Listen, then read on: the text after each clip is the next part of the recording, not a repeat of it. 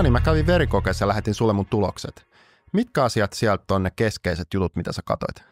Sä oot käynyt tämmöisessä aika kattavassa paneelissa. Oikeastaan verikokeessa sulla on otettu myös muita tutkimuksia. Mä tiedän sen, voidaan niitäkin pohtia tässä läpi, mutta täällä ne keskeisimmät on tosiaan, niin kuin viimeiskin puhuttiin, niin sun oikeastaan insuliini- ja sokeriaineenvaihduntaan liittyvät mittarit, sitten sun kolesteroliarvot, lipideihin liittyvät mittarit ja sitten ehkä tietyllä tavalla myöskin tämmöiset niin tulehdusmarkkerit vähän niin kuin viitteellisenä myöskin on merkityksellisiä. Että kyllä tämä antaa paljon tietoa. Jos mä haluan elää 100-vuotiaaksi, niin mun ensimmäinen asia, mitä mä oletan, että mun pitäisi katsoa, on nämä kolesteroliarvot. Joo.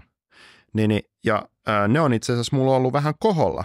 Ja siitä asti, kun me alettiin keskustelemaan tästä, niin mä oon sitten koettanut saada niitä laskemaan. Ja mä olin aika tyytyväinen, että mä oon nyt saanut niitä jo laskemaan, mutta ne on edelleen keltaisella, eli selkeästikään ei vielä olla niin kuin vihreällä alueella. Ja sähän annoit mulle lääkkeeksi näitä statiineja, mitkä on ilmeisesti nyt ruvennut toimimaan. Joo, trendi on merkityksellinen ja se on nimenomaan, että katsotaan ajan yli. Me viimeksi puhuttiin lyhyesti siitä, että se on riski on tämmöinen kumuloituva, eli se ei ole merkitystä, mikä tämä arvo on tänään, vaan se, että mitä se on oikeasti vuosikymmenen yli. Aivan. Sulla trendi on oikeaan suuntaan, se on nyt laskeva. On tosiaan päädytty tähän, että on lähdetty aktiivisesti hoitamaan, mikä minusta on oikea päätös ollut. Ne keskeisimmät mittarithan on, mikä yleisimmin myöskin Suomessa riippuen paikasta, mitä mitataan, niin on tämä ihan peruskolesterolipaneeli, missä tulee nämä LDL, HDL, triglyceridit, mitkä on niin kuin perusmarkkerit. Mutta sitten sulla on otettu vähän tämmöinen laajempi, missä tulee myöskin apolipoproteiini B ja sitten tämmöinen lipoproteiini pikku A, mitä ei ihan joka labrassa tai peruspaketeissa tule katsottua, mutta nämä on myöskin semmoisia merkityksellisiä, ehkä voi sanoa, että vähän tarkemmalle tasolle mennään lipidi. No mä oon oppinut näin, että LDL on niin kuin pahaa kolesterolia ja sitten tämä HDL on hyvää kolesterolia, niin meneekö se näin? Näin voi yksinkertaista. Sehän on käytännössä, ne on tämmöisiä partikkeleita, jotka kuljettaa rasvahappoja verenkierrossa. LDL on näitä pieniä. Ja se, miksi puhutaan, että ne on pahoja, ne on niitä, jotka läpäisee sen verisuonen seinämään, ja sitten ne alkaa kertymään sinne ja aiheuttaa sitä tukkeumaa ja tätä tyypillistä verisuonitautia. No tässähän yhteydessä niin me käytiin itse asiassa molemmat ottamassa tällainen sydänkuva tuossa. Muistaakseni se taisi olla keväällä. Ja siinähän niin mä esimerkiksi huomasin, että mulla tuli 2 tällaista jossain siellä sen sydämen hujakoilla olevaa kalkkeumaa, mitkä se sydänkuva paljasti. Niin onko nämä nyt sellaisia, mitä tämä kolesteroli on aiheuttanut? No just näitä.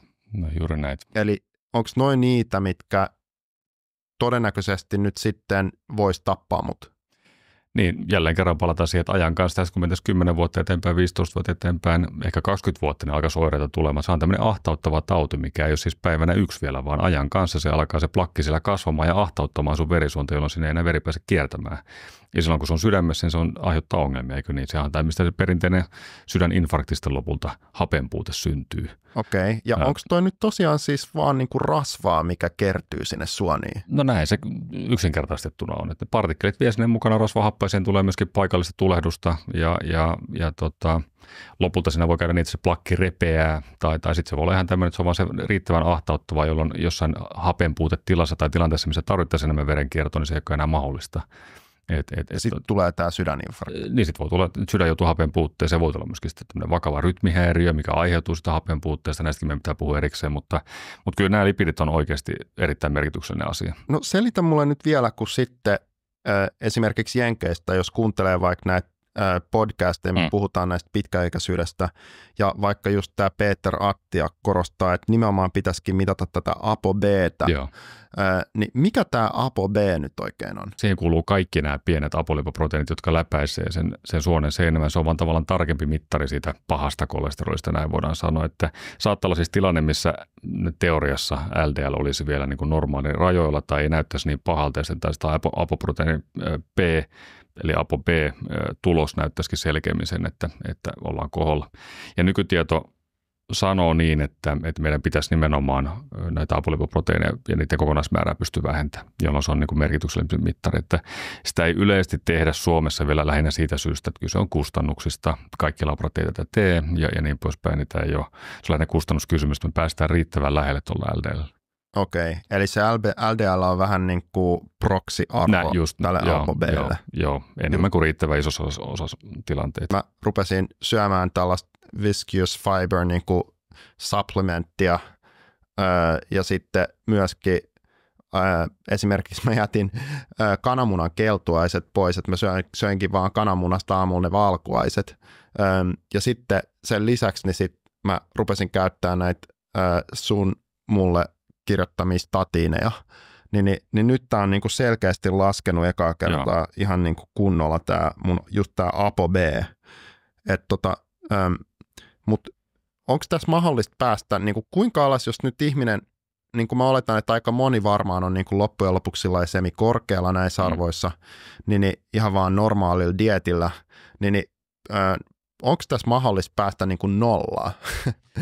No ei nolla, kun elimistö tarvii myös, meidän täytyy kuljettaa rasvahappoja elimistö, kyllä nämä on niin kuin tarpeellisia, mutta kyse on sitten, kuinka paljon sitä on. Jos tämä on liikaa veressä, niin se pääsee niin kuin kertymään, että siitä on kyse. Joo. Sitten toinen, minkä mä nostan tästä, oli tosiaan tämä LP-A, lipoproteiini A, mitä ei tyypillisesti mitata ja jota ei tarvitse joka kerta ottaakaan, että se on tämmöinen vahvasti periytyvä ja aika lailla pysyvä mittari, ja sulla se onneksi ei ole koholla, mutta jos olisi, niin esimerkiksi tämä statiinihoito niin ei välttämättä vaikuttaa siihen lainkaan, että se on niin kuin selkeä tai syytä huomioida erikseen. Ja nyt nämä uudemman luokan lääkkeet on semmoisia, mitkä pystyy myöskin siihen vaikuttaa, ja siihen on onneksi tulossa myös uusia, mutta nykyhetkessä, jos ajatellaan, niin saattaa olla ihmisiä, joilla syötetään tavallaan statiineja, ja sitten tämä LP-pikkua onkin koholla, joka myöskin aiheuttaa voimakkaasti tämmöistä ahtauttavaa tautia. Että no, mitä muuta täältä verikokeesta löytyy? Joo, no sitten oikeastaan keskeinen seuraava on kaikki nämä metaboliset mittarit. Kaikki, mikä liittyy sokeriaineenvaihduntaan, ja sulla on oikeastaan tässä kanssa otettu tosi nätisti, tai tähän paneeliin on kuulunut aika laaja patteristo. Se, mitä me tyypillisesti mitataan, niin on paastosokeri, pitkäaikaissokeri. Nehän on tärkeitä, hyviä mittareita. Haaste niissä on se, että me viimeksi puhuttiin lyhyesti siitä, että tämmöistä länsimaisen ihmisen haasteet, että me ollaan kaikki enemmän tai vähemmän metabolisesti sairaita. Jos ajatellaan, niin enemmistö kansastakin on tänä päivänä jollain tavalla siellä insuliiniresistenssin polulla, joka kehittyy vuosien aikana, niin meillä on pitkä matka siitä niin kuin tästä päivästä sinne, että nuo sokerit alkaa olla oikeasti poikkeavia labroissa, mikä tarkoittaa, että jos me pelkästään mitataan näitä verensokeriarvoja ja todetaan, että kaikki on kunnossa, niin ne ei välttämättä ole, vaan voi hyvin olla, että me ollaan vaan 50 vuotta tavallaan vielä sillä polulla, kunnes ne alkaa näkymään. Se on pitkä polku, mikä alkaa sieltä, että elimistö ei enää pysty insuliinia käyttämään hyväkseen sitä, kun sen kuuluisi. Maksa alkaa hiljalleen rasvottumaan, tulee näitä lipidejä ja muita ongelmia, verenpaine nousee ja muuta, puhutaan tämmöistä metabolisesta oireyhtymästä, mikä on niin kasauma riskitekijöitä. Niin se me halutaan kaikki välttää.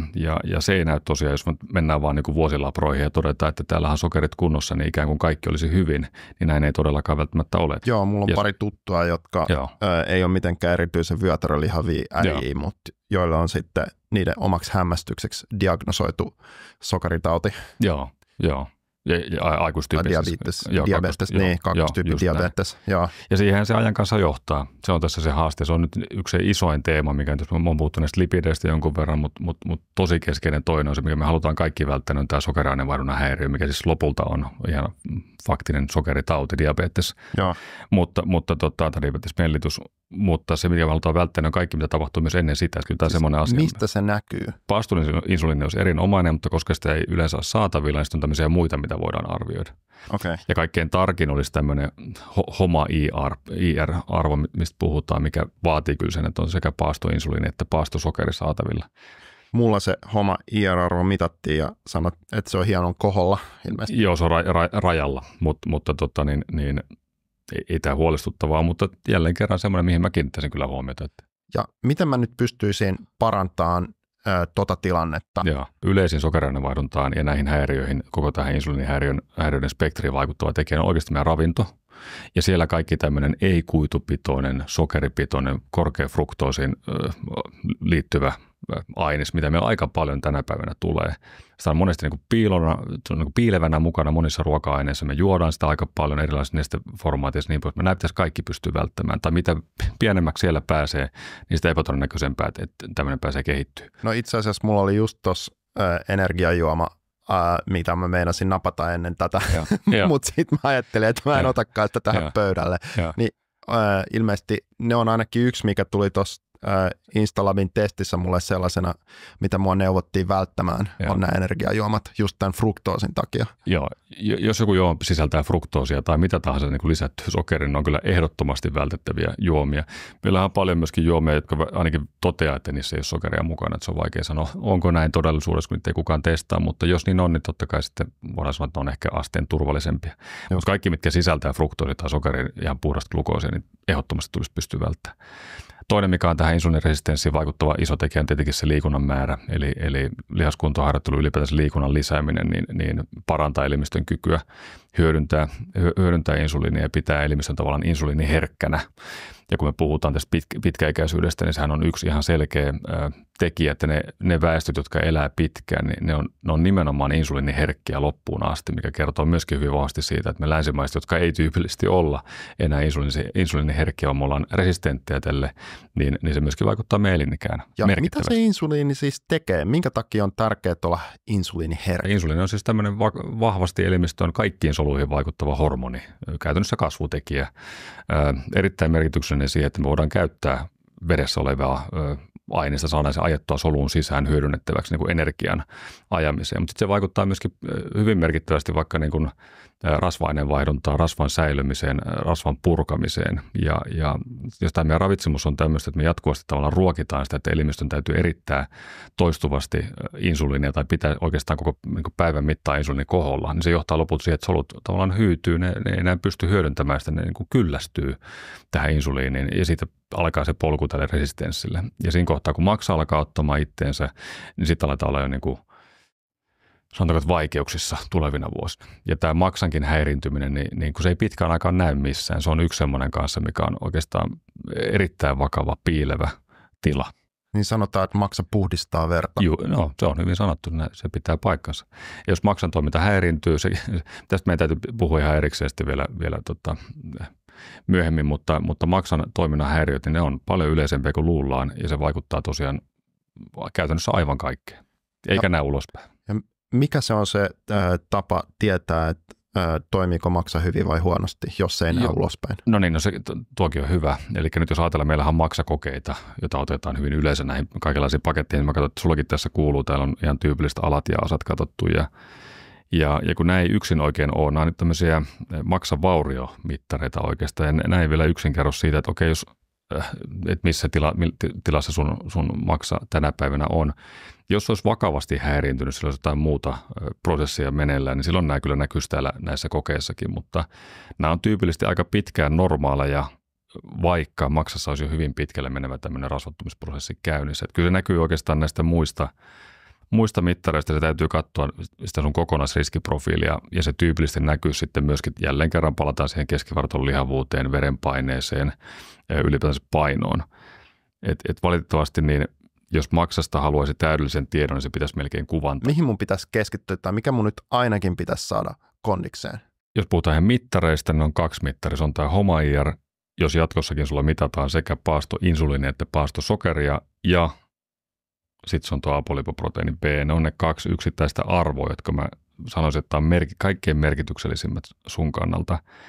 Ja sitten oikeastaan kaikki, mitkä niihin 2 liittyy, niin enemmän tai vähemmän niiden ympärillä ja niiden optimoimiseen mä keskittyisin. Tässä listassa ei näe, mutta sulla otettiin myöskin tuo sydänfilmi, EKG, mikä taas kertoo sydämen sähköisestä toiminnasta. Siellä me todettiin, että oli tällaisia muutoksia, jotka ei tänä päivänä aiheuta sulle mitään ongelmia, mutta jotka me tiedetään, että on tietyllä tavalla rytmihäiriöherkkiä siinä tilanteessa, kun jos sydän joutuu hapenpuutteeseen, mikä tarkoittaa, että entisestään sun kannattaa panostaa siihen, että sä et tule koskaan joutumaan semmoisen tilanteeseen, että sydän joutuisi hapenpuutteeseen, eli välttämään niitä plakkeja, eli tekemään näihin liittyviä toimenpiteitä. Just. Jolloin tämä, niin kun, se riski, mikä sulla siellä käytännössä on olemassa jo tänä päivänä, se ei koskaan realisoidu. Se on vaan tavallaan yksi lisämotivaattori sulle. Ja nyt kun on jo syntynyt tällaisia, miksi näitä sanotaan, näitä ahtaumia tai kalsifiointeja sinne verisuoniin, niin jääkö ne sinne loppuelämäksi vai alkaako ne paraneen koskaan? Niin, nykytiedon valossa on niin, että nyt esimerkiksi statinihoito kun on päällä, niin on, että ainakin plakkien koko pienenee. Eli että ne ikään kuin purkaantuisivat. Että täysin takaisin vauvan verisuoniksi niin tuskin päästään, mutta kyllä niin voidaan olettaa, että merkittävästi ne sieltä pienenee. No miten sitten vielä tämmöinen, kun tässäkin verikokeessa niin, mitattiin myös näitä inflammaatioarvoja. Joo. Ja mä oon kuullut, että tällainen matala tulehdus voi pitkällä aikavälillä aiheuttaa kaiken näköistä ikävää. Joo, sekin on vähän näin, että se menee käsi kädessä näiden muiden kanssa. Et mikä on muna, mikä kana, niin on vähän toinen asia, mutta että tyypillisesti nyt jos oltaisiin taas tällä niin kuin insuliini-aineenvaihdunnan häiriöpolulla, mä ehkä näin sen kärjistäisin, niin tyypillisesti silloin myöskin tämmöinen matala-asteinen tulehdus lisääntyy kaikkialla elimistössä, niin siellä verisuonissa tai verisuonten seinämissä kuin muuallakin. Ja se on vähän niin kuin tämmöinen, voisi sanoa, että sivutuotos. Okei, niin että se on vähän niin kuin seurausta. Juuri näin. Tai näin itse suhtautuisin siihen, että se on lisämerkki. Jos kaikki muut näyttää hyvältä, mutta sulla on tulehdusta, niin joko sulla on aktiivisesti joku ihan muu sairaustila, mikä aiheuttaa sen tulehduksen, tai sitten se on tämmöistä muuta, jonkun muun prosessin aiheuttamaa paikallista tulehdusta, mikä näkyy just tämmöisen niin kuin herkän CRPn esimerkiksi niin kuin mittarissa, että se värähtää. No, ootko sä tehnyt itsellesi verikokeita? Käytännössä viimeisimmät taitaa olla vuoden takaa. Ja silloin kun otan, niin mä kyllä panostan kanssa näihin samoihin, mitä tuossa itse, tai mitä äsken käytiin läpi, eli lipidit ja sokeriaineenvaihdunta. Että kyllä ne on ne kaksi, mihin itsekin tulee panostettua. On toki ollut hetkiä tai ajankohtia elämässä, jolloin laboratorion on tullut otettua enemmänkin, mutta tänä päivänä, jos ajattelen puhtaasti tämmöistä, niin kuin, että ollaan kuitenkin terveessä tilanteessa ja ajatellaan ainoastaan sitä pitkää tähtäintä, että pysytään terveenä, niin en pidä perusteltuna kuitenkaan tämmöistä, että otettaisiin vaikka niin kuin kerran kvartaalissa. Että kyllä mä sanon, että vuosi, 2, jos tilanne on hyvä, niin se riittää ihan hyvin siihen näkymään. No onko sulla itselläsi jotain, mitä sä haluat parantaa? Sä mainitsit viimekseen verenpaineen. No joo, verenpaine on yksi ihan selkeä ja se on yksi ja väitän, että se on mullakin taustalla on todennäköisesti kuitenkin jollain tavalla tähän sokeriaineenvaihduntaan, insuliiniaineenvaihduntaan liittyvät häiriöt. Että jollain tavalla mäkin siellä tyypillisellä länsimaisen ihmisen polulla olen, niin kyllä mä sieltä haluan pois. Kyllä mulla paastosokerit ja muut on ihan hyvässä jamassa, saman paasto insuliini tänä päivänä, että sinänsä hyvältä näyttää. Tulehdusarvot myöskään, en muista, että olisi koskaan värähtänyt, mutta ja lipidit onneksi on olleet kuitenkin kondiksessa, että aina jotain, mitä voi parantaa. Mulle tänä päivänä ei ole labra-arvoissa semmoista, mihin haluaisin puuttua, mutta se verenpaino on yksi tämmöinen mittari, mikä kyllä edelleen mieltä painaa, johon täytyy työskennellä. No Jani, onko sinulla meille tähän loppuun jotain aforismia? On erittäin hyvin aiheeseen soveltuva mietelause. Valitettavasti en ottanut ylös, kenen kirjaama, lupaan laittaa meille vielä viitteet sitten aikanaan, mutta normaali on lopulta vain poikkeavinen keskiarvo.